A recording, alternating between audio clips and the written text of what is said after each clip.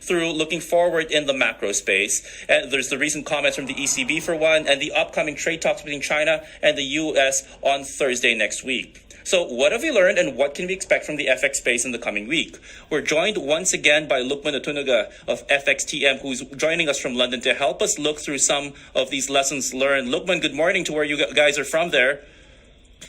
Good morning. Thank you for having me here today. All right, Lukman, let's go through. There's a bit on our plate right now to pass through. Let's start off with your thoughts on the recently concluded policy meeting from the European Central Bank. And it seems that Mario Draghi is getting more and more dovish by the week on the back of a possible slowdown in Eurozone growth. Give us your key takeaways from that meeting and how it might impact the euro.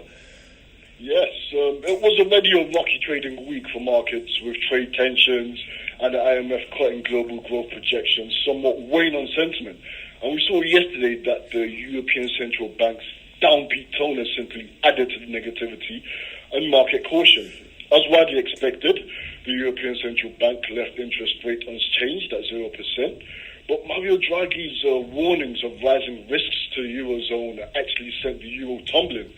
So word for word, as Draghi has said, the risks surrounding the euro area growth outlook have moved to the downside. What he's basically saying is that geopolitical risk factors in the form of Brexit-related uncertainty, ongoing trade tensions have hit the Europe, while domestically, the lack of growth in Germany, heightened political risk in France, and ongoing uncertainty over Italy's budget continues to weigh heavily on sentiment in Europe. So really, what my key takeaway from yesterday's meeting is that the European Central Bank is likely to maintain ZIRP, the zero interest rate policy, through summer and beyond, which essentially leaves the euro fundamentally bearish.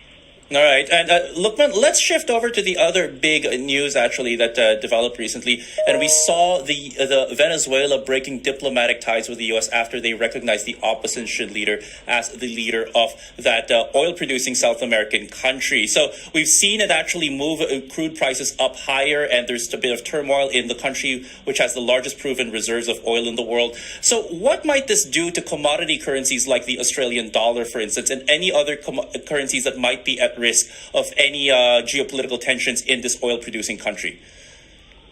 Yes, as you stated, the break in U.S.-Venezuela diplomatic relations adds to the cocktail of geopolitical risk factors that continue to weigh heavily on risk sentiment, and this uncertainty is seen fueling risk aversion, which is bad news for emerging market currencies and commodity currencies. But when we're looking at the Australian dollar, this could actually come as a double-edged sword because, firstly, Australia is known to export gold.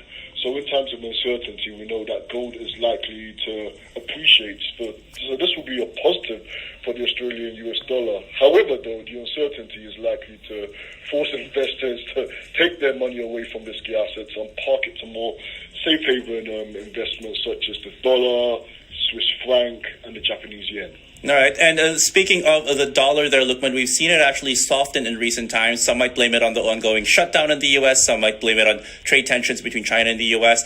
From where you're sitting there and from where you're seeing the FX space at the moment, do you think that the dollar's run as king of the world is over?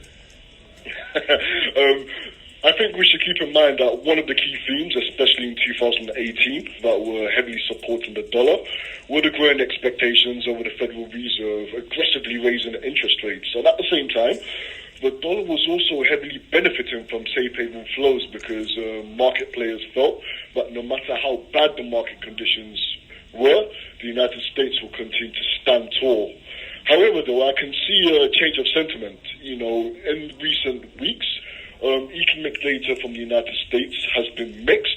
And when you keep in mind that a prolonged U.S. government shutdown possesses significant risks to the U.S. economy, the dollar is at risk of being kicked off its throne, especially when we keep in mind that markets also believe that the Federal Reserve is likely to take a pause on rate hikes this year, which actually removes the interest rate differentials, the factor of interest rate differentials. All right. Don't bet against the greenback at your risk, but definitely a couple of headwinds still blowing across the FX space. We'll see how this actually influences trades in the coming days. Lukman Otunuga from FXTM, thanks for joining us, and good morning again to you guys over there in London.